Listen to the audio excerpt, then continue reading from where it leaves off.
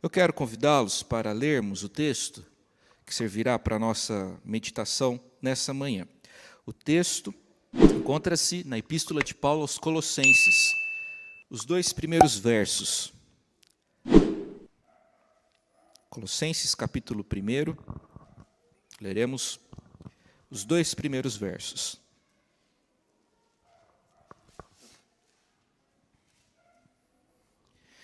Vamos iniciar hoje uma série de reflexões sobre a Epístola de Paulo dirigida aos Colossenses.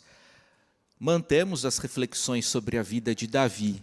Eu alterno, tem hora que eu falo sobre Davi de manhã, tem hora que é à noite.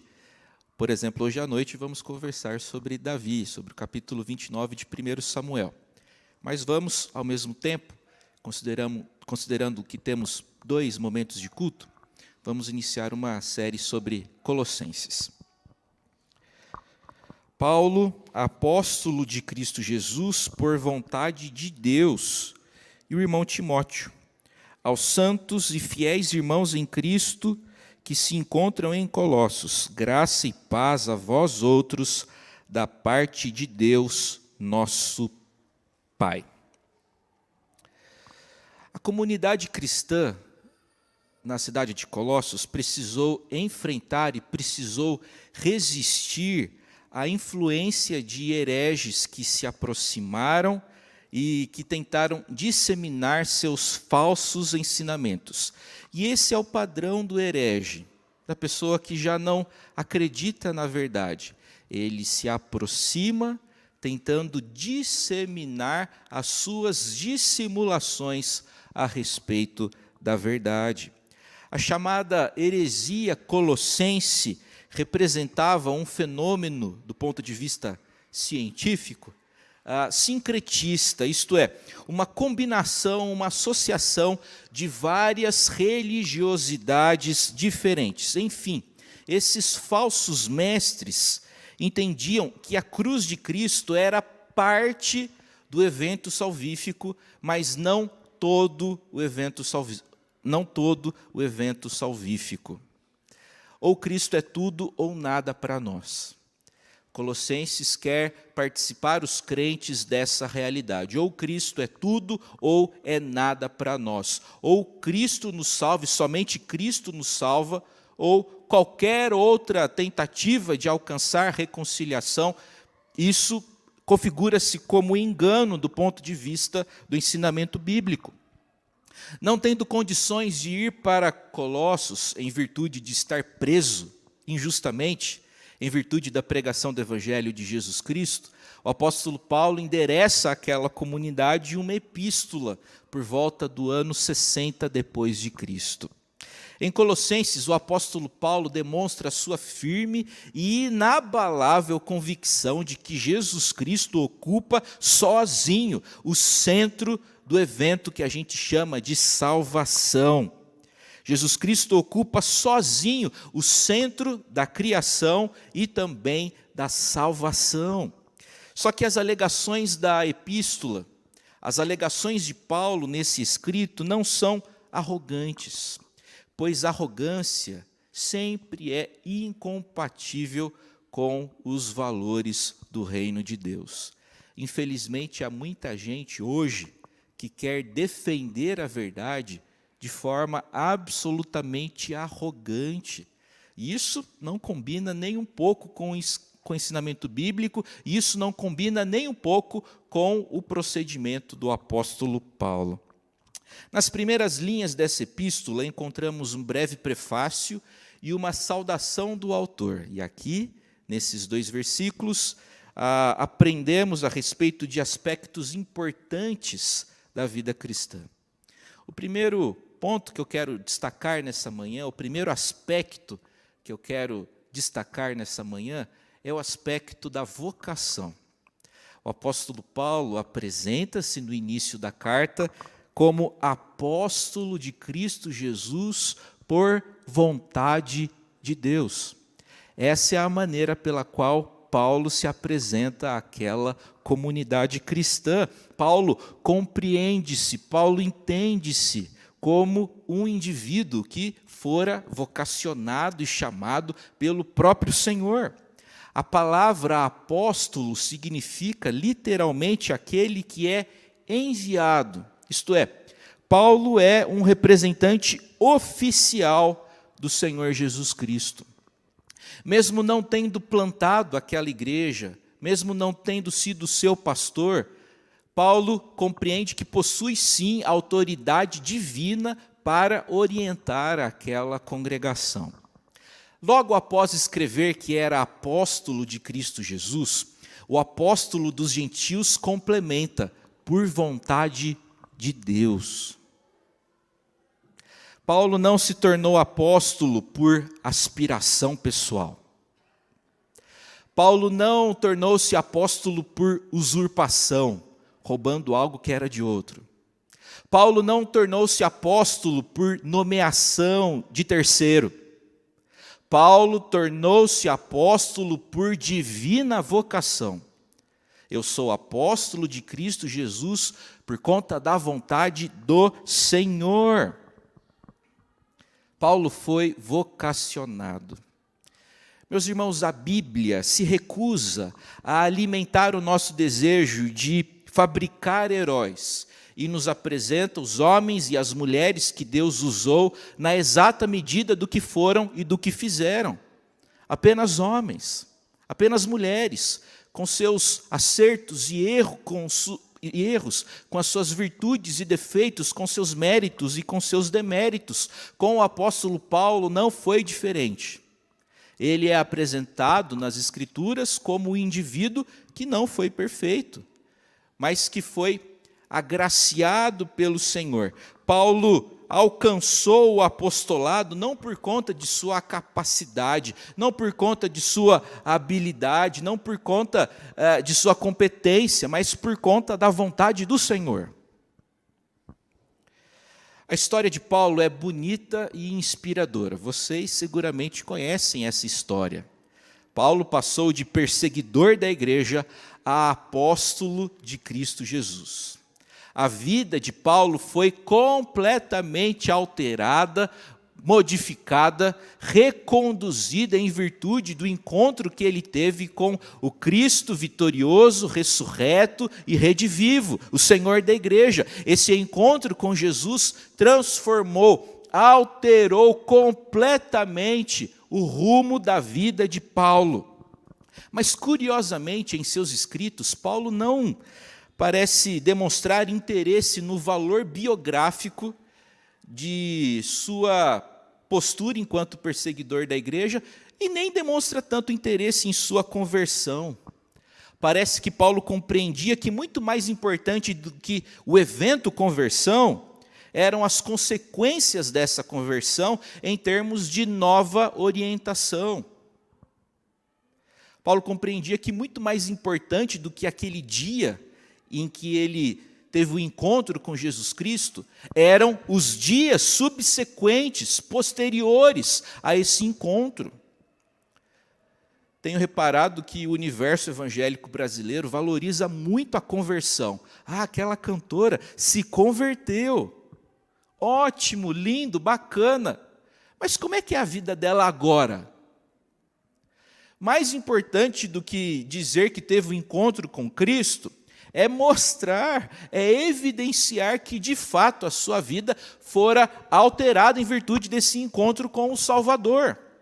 Paulo procede dessa forma. Mais importante do que o evento conversão em Damasco, é aquilo que Deus fez e faz em Cristo na minha vida. Paulo compreendia que, a partir de sua vocação e conversão, sua vida havia mudado radicalmente. Esse seu entendimento fica claro em textos como, por exemplo, 2 Coríntios 5,17, que diz: e assim, se alguém está em Cristo, o que acontece? É o quê? Nova criatura. As coisas antigas, o que aconteceram com essas coisas? Elas já passaram, e eis que se fizeram novas. Paulo é um bom exemplo, um bonito exemplo da vocação divina. Essa vocação, ela sempre ocorre em dois níveis, o pessoal e o comunitário. A vocação sempre ocorre nesses dois níveis, o interno e o externo. A pessoa vocacionada se sente vocacionada. Ao mesmo tempo, a igreja, os crentes que acompanham esse indivíduo vocacionado, percebem nele indícios dessa vocação. Para um menino ser aceito como aspirante ao sagrado ministério no conselho da igreja e depois ser admitido como candidato ao sagrado ministério pelo presbitério, ele precisa passar por essas duas experiências, que são sim subjetivas, mas que são importantes para avaliar a questão da vocação. Em primeiro lugar, esse indivíduo precisa sim sentir-se vocacionado. E em segundo lugar, é importante que os crentes que o acompanham, que convivem com ele, veem nesse menino indícios de vocação. O aspecto interno da vocação de Paulo aparece aqui em Colossenses 1:1. Eu fui chamado. O aspecto exterior dessa vocação aparece em textos como Atos 13:2, que diz: e servindo eles ao Senhor e jejuando, disse o Espírito Santo: separai-me agora, Barnabé e Saulo, para a obra que os tenho chamado. A vocação ocorre sempre nesses dois níveis, o pessoal e também o comunitário. A pessoa vocacionada por Deus sabe que o seu chamamento veio do céu.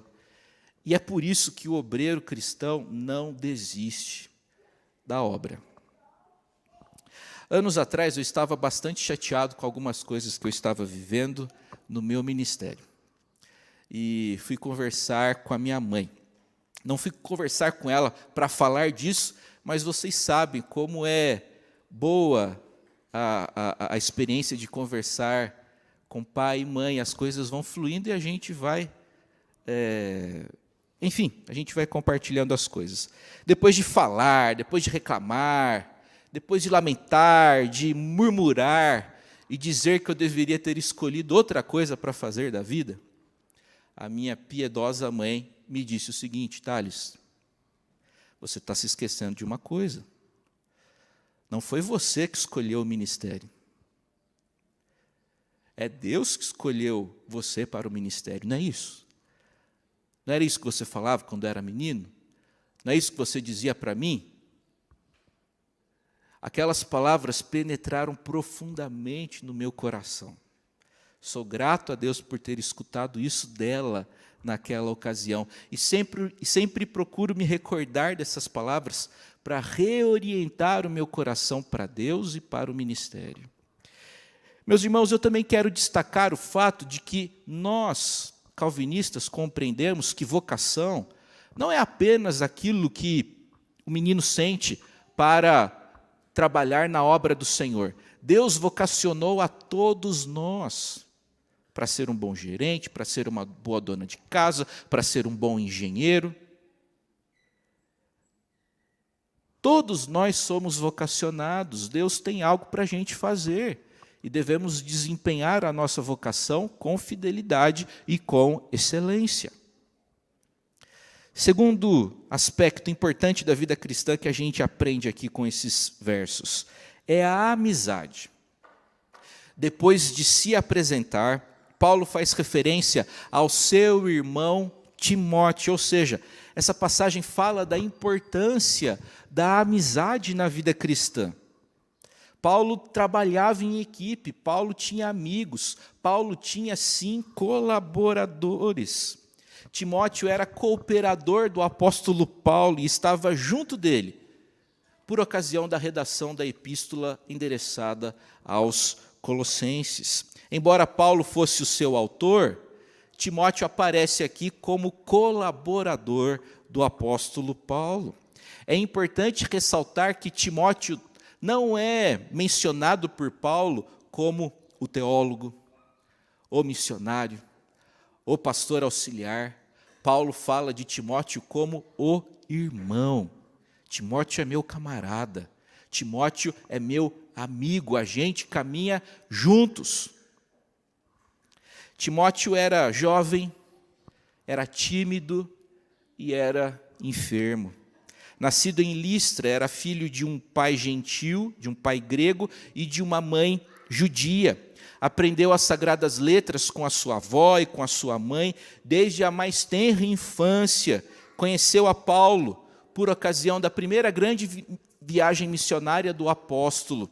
E, convertido a Jesus Cristo, passou a colaborar com Paulo por ocasião da sua segunda grande viagem missionária. Uma das coisas mais importantes na vida cristã é o estabelecimento de boas amizades com outros cristãos. É de fundamental importância que você tenha bons amigos que sejam crentes. É muito bom e adequado você conviver com toda sorte de gente.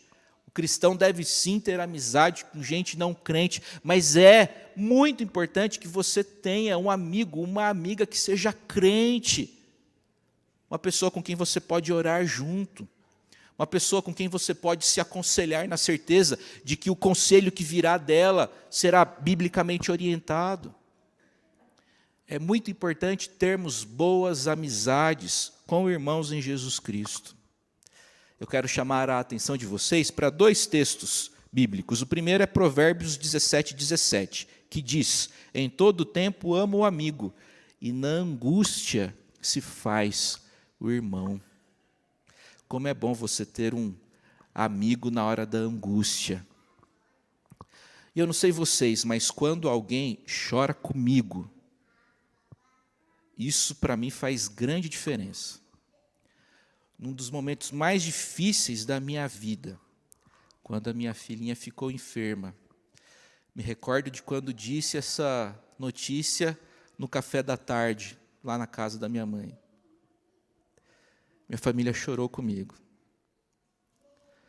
Recordo-me também de uma ocasião em que estava conversando com o meu querido amigo, reverendo Luiz Roberto, e estava falando sobre algumas lutas que eu passava em decorrência dessa enfermidade, minhas preocupações em relação a Isabela, e eu percebi que enquanto eu falava, os olhos do meu colega estavam ali marejados, molhados, e aquilo me tocou.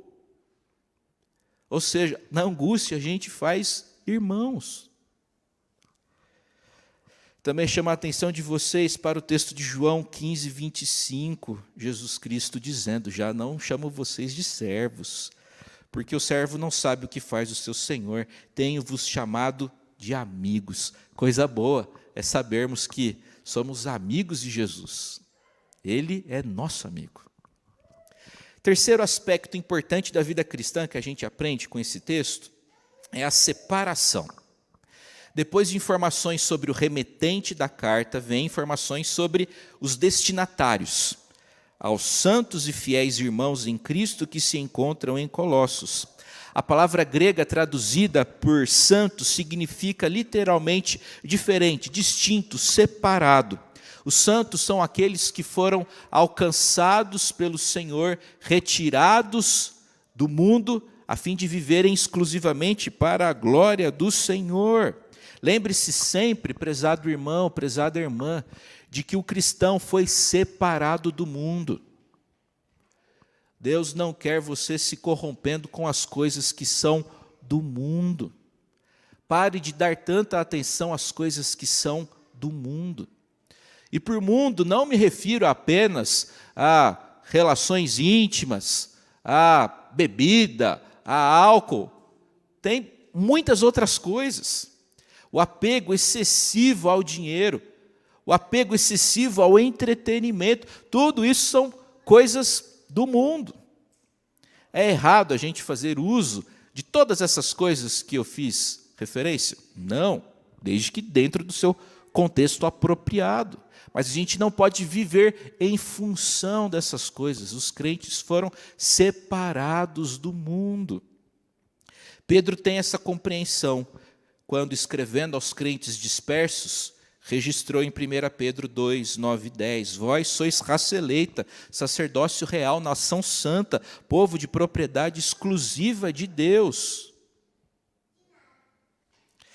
Meus irmãos, o desejo de Deus para nós é a nossa santificação. É o que lemos em 1 Tessalonicenses, 4º capítulo, verso 3. Essa é a vontade do Senhor. Em momentos em que você precisa tomar uma decisão, considere sempre isso. O que vai me ajudar a ser mais santo? Qual escolha vai glorificar mais a Deus? Muito possivelmente, aí está a indicação do que o Senhor quer para a sua vida.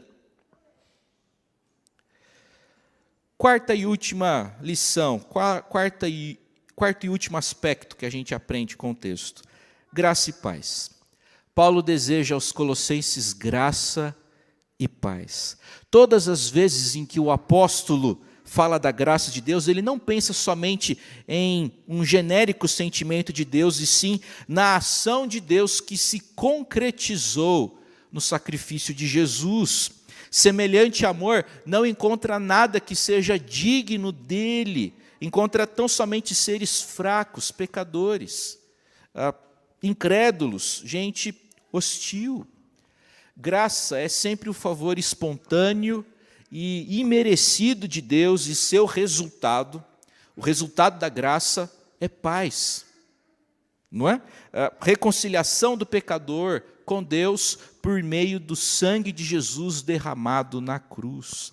A paz, como resultado da graça, aparece em Romanos capítulo 5, verso 1, que diz: justificados, pois, mediante a fé, temos paz com Deus. Meus irmãos, devemos ter cuidado para não transformarmos a graça de Deus em graça barata, como já nos advertiu o teólogo alemão. Porque a graça barata, em vez de justificar o pecador, justifica o pecado. Não pode ser assim. A graça do Senhor não serve para justificar pecados, mas sim para justificar o pecador. A graça barata é a graça sem discipulado, é graça sem cruz, é graça sem Jesus Cristo, vivo e encarnado. O que Paulo deseja para os cristãos colossenses? Graça e paz. E graça e paz também são realidades estendidas a todos aqueles que creem em Jesus Cristo. Que o Senhor te fortaleça e te abençoe em nome de Jesus. A gente aprende com esses 2 primeiros versos a importância da vocação, da amizade, da separação, da santificação e daquilo que o Senhor tem para nós, a saber, graça e paz.